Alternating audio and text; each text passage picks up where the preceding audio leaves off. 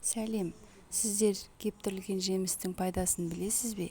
Кептірілген жемістердің пайдасы зор, табиғи болғаннан кейін құрамында зиянды химикатты қоспалар болмайды.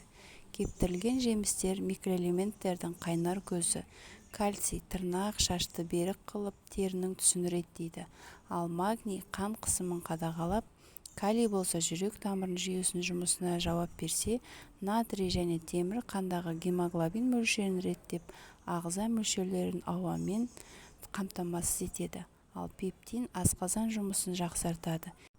Және бұл жемісті күніне 100 граммнан артық жемегеніңіз дұрыс. Кептірілген өрік пен мейізге келсек, кептірілген өрік құрамында калий мөлшерінің көп болуы жүрек қан тамырларына өзіндік пайдасын тигізеді және іш қату кезінде де өзіндік қасиеті бар.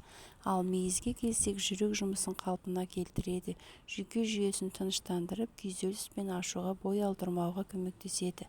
Тамырлар мен өкпеге де әсері бар.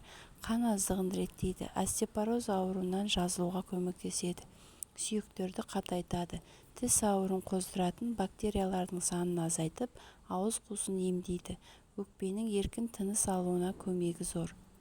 Осы пайдалы кеңес пен ақпарат керегіңізге жараса, каналға тіркелуді және видеоға лайк басуды ұмытпаңыздар.